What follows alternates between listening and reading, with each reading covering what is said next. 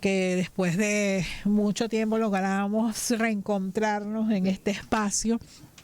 Se trata de Basseu Asfour, fue constituyente, es analista internacional con especialista justamente en este tema del Medio Oriente. Gracias, Basseu, bienvenido. De verdad, un inmenso placer que nos podamos reencontrar. Bueno, buenos días a todos estos radioescuchas, a ti, mi querida amiga Esther, a todo el personal que se encuentra acá en esta prestigiosa emisora. Sí, de verdad tenías tiempo invitándome, sí, y la verdad, y habíamos por distintas situaciones no habíamos podido concretar, pero fíjate, quisiera saber, bueno, si tú coincides con el análisis que no vengo haciendo ahora, vengo haciendo desde hace algunas semanas, algunos meses, porque hay que recordar que en 3 semanas se cumple un año de esta nueva ofensiva israelí, porque la vez que la ofensiva militar israelí en territorio palestino ha sido continuo desde 1948. Incluso analizábamos que desde varias décadas antes ya había una situación de conflicto allí en esta región del Medio Oriente. Bueno, voy a tratar de ser lo más breve posible de una historia que siempre me contó mi papá, que no es lo que sale en las redes ni en Wikipedia, que a veces son ciertas verdades, pero obvian algunas verdades. El movimiento sionista existe en Europa desde mediados del siglo XIX. Es una corriente judaica de personas no semitas, nacidos en Rusia, nacidos en Europa, que siempre pregonaron la existencia de un Estado para ellos, donde el resto de las corrientes judías en Europa no estaban de acuerdo. Claro, ¿cuál era el conflicto que tenían ellos en Europa? No eran bien recibidos, según ellos, porque eran los banqueros. Acuérdate que los banqueros, y más en esa época, explotaban a la clase trabajadora. Por eso que ellos nunca pregonan con el comunismo, claro, nunca pregonan con el socialismo. Los ataques, y hay que decirlo porque algunas personas de la comunidad judía te dirán, pero bueno, tú ignoras que había los pogroms, por ejemplo, en Rusia, en países de Europa del Este contra las poblaciones judías, pero es que las poblaciones, las comunidades judías en esos países pagaban las consecuencias de la visión que se tenía o de la animadversión que había contra algunos miembros de la comunidad judía en Europa que tenían poder, que tenían riqueza, pero quienes sufrían estos ataques no eran los banqueros, eran los campesinos, eran los zapateros, era la gente común de religión judía que vivía en poblados en estos países, ¿no? Bueno, por eso que esa corriente sionista, a ellos no les gusta que le digan sionista porque saben que esa corriente no calaba ni siquiera en la religión judía ni en el pueblo judío que existía en Europa. Entonces transcurrió un tiempo, estábamos leyendo, yo eso sí lo leí hace mucho tiempo, el Pacto de Balfour fue ya a finales del siglo XIX que pactaron con el Imperio Británico para ellos radicarse en algún país que estaba conquistado, que era colonia de los ingleses, para ellos radicarse. Y que comentábamos antes de entrar al aire, por cierto, que en algún momento, antes de que se concretara el Pacto Balfour, se pensó en el Esequibo, como la posibilidad de territorio para ese hogar nacional judío, como se llamaba esa posibilidad en el Pacto de Balfour. Correcto. Estaba el Tíbet, y al final estaba decidiéndose que iba a ser en Uganda. Pero ellos dijeron, ¿cómo podemos quedar bien delante del mundo si no tenemos una excusa de eso? El Imperio Británico traicionó esa corriente. Por eso que aunque ellos financiaron la Primera Guerra Mundial, porque eso sí tenemos que decirlo claro, ellos fueron financistas y siguen siendo los financistas de todas las guerras en este mundo. Pactaron bajo cuerda, y eso no lo sabe todo el mundo, pero eso está demostrado, al Imperio Alemán. Por eso es cómo se explica que un imperio que fue destruido en la Primera Guerra Mundial, en menos de 10 años pasó a ser nuevamente una potencia en Europa. Claro, venía financiado por todos esos banqueros con plata, porque ellos querían matar, como dicen coloquialmente, 3 pájaros de un tiro. Primero, iban a quebrar Europa. Segundo, ya estaban financiando el imperio estadounidense, que aunque era un imperio creciente y una potencia, no era la primera potencia mundial. Y tercero, iban a sacrificar a todos esos que tú acabas de decir, compañera Esther, del pueblo judío, que no estaban de acuerdo con ellos, pero eran trabajadores.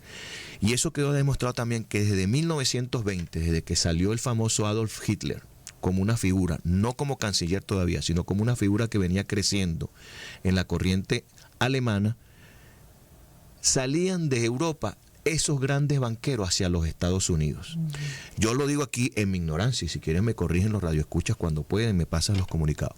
Si tú quieres exterminar al pueblo judío, ¿cómo tú permites que las personas de mayor riqueza salgan de Europa con toda su riqueza? Era un pacto. El financismo del fascismo y del nazismo es el sionismo. Por eso que aplican la Segunda Guerra Mundial. Se podría aplicar aquel refrán popular de que Dios los cría y ellos se juntan. Y yo quiero dejar claro, Maceo, porque creo que es importante decir que nosotros respetamos y apreciamos a las personas de religión judía. Yo diferenciaría. Hay un pueblo judío. Hoy hay algunos personas de religión judía nacidas en Israel. Y que se pueden decir, bueno, tienen la nacionalidad israelí. Pero un pueblo judío hay. El judaísmo es una religión como los del catolicismo. Correcto. Y tú eres venezolano, yo soy venezolana, pero soy católica, y hay alemanes católicos, y hay chinos católicos, pero en el caso de el pueblo que hoy se concentra en Israel, los nacidos en Israel, son descendientes fundamentalmente de europeos que practicaron la religión judía. Y a ellos, tanto a quienes hoy tienen religión judía y viven con nosotros en Venezuela, en los distintos países del mundo, como a la gente que vive en Israel, nuestro respeto, nuestra consideración. Pero lo que no puede negarse es la vocación fascista que hoy comparte con el nazismo el gobierno de Benjamín Netanyahu. Y tú lo puedes ver, Netanyahu no tiene ningún rasgo semita. Es un rasgo europeo, de tez blanca, ojos claros, nada que ver con el pueblo semita verdadero de Israel, que es la misma Palestina. Antes de que ocurriera eso, vivían felizmente cristianos, católicos y judíos. Por eso que digo, este no es un conflicto religioso, es un conflicto de interés económico. Así de claro y llano.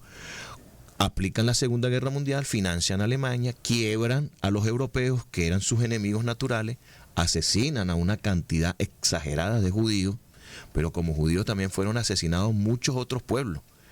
¿Por qué a esos otros pueblos no se les dio una tierra? Y si tenían que ser agradecidos con ese pueblo judío asesinado, ¿por qué no los ubicaron en Europa? Vieron hacia el Medio Oriente. Y los empiezan a movilizar. Claro, desde 1920 hasta 1948. Fueron 28 años de una inmigración escondida, silenciosa, donde aplican una guerra de guerrilla.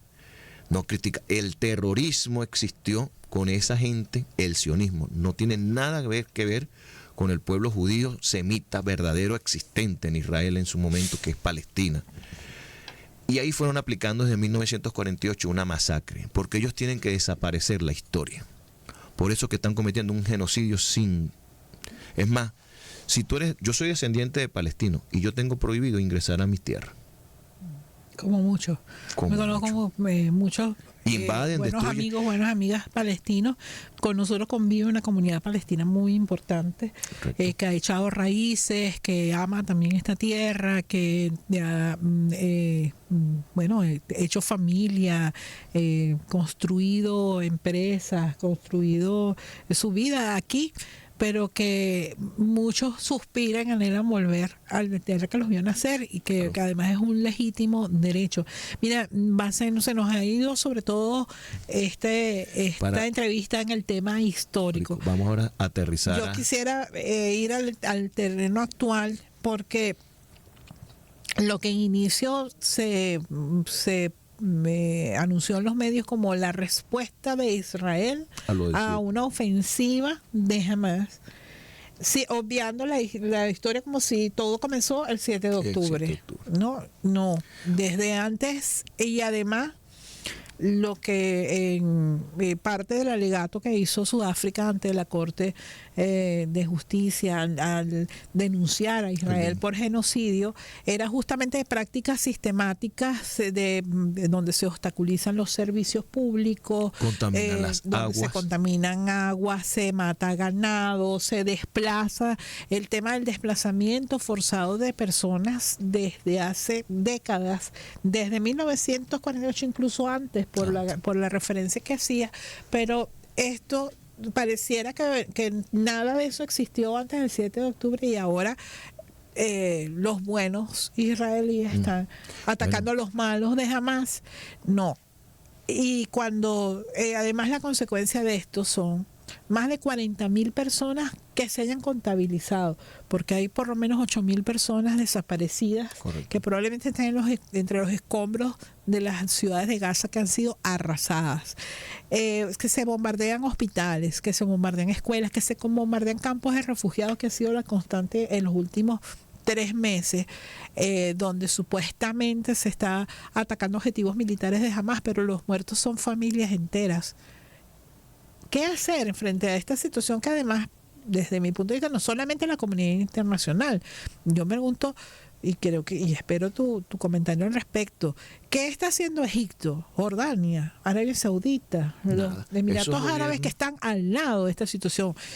Mención aparte merecen los yemeníes. Sí.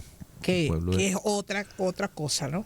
Bueno, lo que pasa es que había que tocar la historia para entender lo que está ocurriendo. Claro. Pasando todos esos años, que esta masacre sigue ocurriendo desde el 48 hasta acá, lo que pasa es que no había redes sociales como hay ahorita en la actualidad, crean ciertos movimientos de resistencia, Hamas, Hezbollah, Al-Fatah. Unos en Cisjordania son más laicos. Ya se hizo con Yasser Arafat en su momento y Ariel Sharon hacer el pacto de la existencia de dos comunidades, dos países en un mismo territorio. Pero está la ala radical de un grupo de Hamas que no está de acuerdo. Y como te lo dije al principio, por eso para que entendieran, al sionismo no le interesa sacrificar vidas de ellos mismos también, porque ellos asesinaron también judíos en Israel cuando fueron radicalizados, para que no existiera eso. Es más, tú no puedes protestar en contra de esa corriente. Ahorita protestar en contra de Netanyahu, pero vendrá otro que será igualito. Es como en los Estados Unidos. Demócratas o republicanos, ellos siguen una línea. Pero eso del 7 de octubre fue la excusa ideal para ellos terminar de arrasar. Lo que pasa es que la gente no sabe que descubrieron ciertos yacimientos de minerales en la costa de Gaza. Por eso que ellos quieren arrasar con Gaza y tomar posesión de eso y construir asentamientos judíos. Que es, yo te destruyo la casa, invado y construyo ahí un asentamiento judío. Es una provocación al pueblo constante y permanente. En Cisjordania no existe Gaza y están de acuerdo con la existencia del pueblo de Israel y del Estado de Israel. ¿Por qué están masacrando? ¿Por qué están destruyendo calles? Entonces, bueno, de hecho hay ataques, operaciones militares israelíes en desarrollo en por lo menos 3 ciudades de Cisjordania. ¿Y ellos qué hacen? Sistemáticamente lanzan químicos para que las mujeres no puedan dar a luz, asesinan a los niños porque es el futuro de Palestina. Pero lo que tú acabas de decir es cierto. ¿Por qué los estados que están a su alrededor no toman ninguna acción? ¿Ellos creen que pactando se van a salvar? No. La idea es la construcción del gran Israel que va desde el Sinaí hasta el río Tigres y Éufrates. Ellos van a seguir avanzando sin contemplaciones, sin miramientos, arrasando con todos los pueblos. Fíjate el caso de Siria. El Líbano, que no está haciendo nada en absoluto, van a invadirlo. Estábamos hablando ahorita antes de entrar al aire. A veces me dicen, no, pero es que tú preguntas. No, porque la historia es repetitiva. Ellos van a invadir el Líbano y van a ir por Bashar el-Assad, pero no porque Bashar el-Assad es la persona, es porque necesitan acabar con Siria. Porque al final después van a ir por Irán, van a ir por Irak y van a seguir avanzando y destruyendo.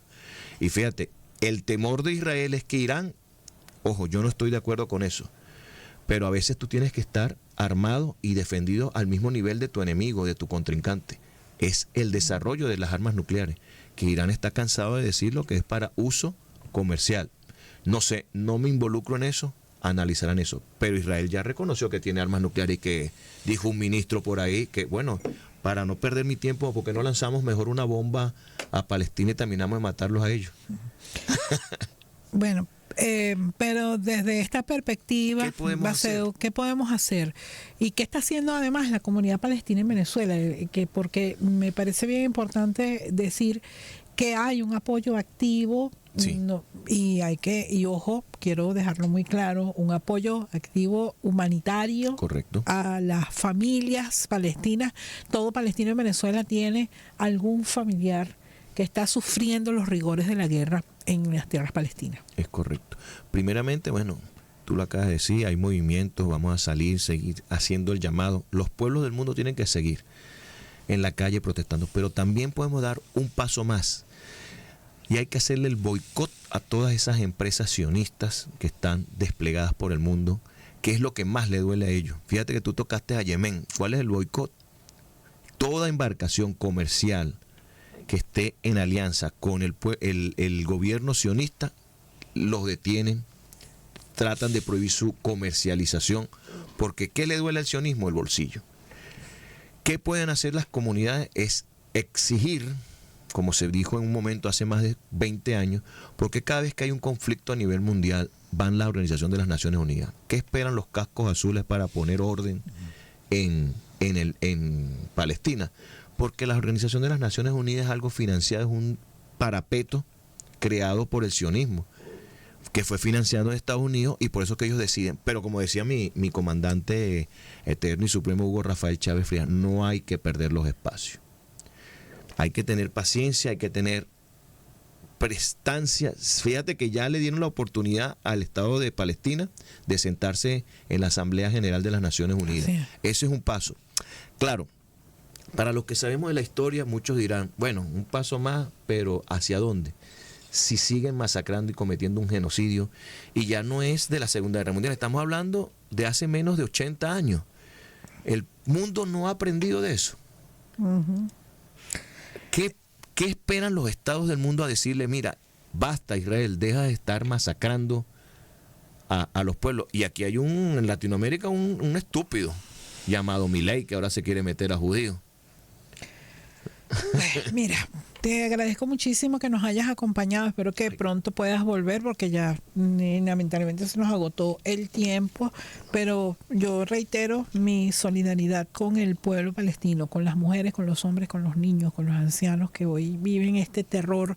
No tienen viviendas, no tienen nada, sino lo que tienen puesto encima. No saben si van a poder comer hoy, si van a poder tener agua para tomar o para bañarse. Y ese castigo que está haciendo Israel sobre más de 2 millones de personas desplazadas en Gaza tiene que terminar en algún momento. Tiene que terminar este genocidio continuado contra un pueblo que tiene hoy más de 10 millones de palestinos en todo el mundo que han tenido que emigrar de sus tierras por la violencia que hay en Palestina. Y con este comentario nosotros vamos a despedir nuestro espacio por el día de hoy. Hemos estado trabajando para ustedes en la producción. Está Sandra Rodríguez en los controles, Wilder Breto, y en la conducción Esther Quiaro, en una producción de Unión Radio. Hasta mañana.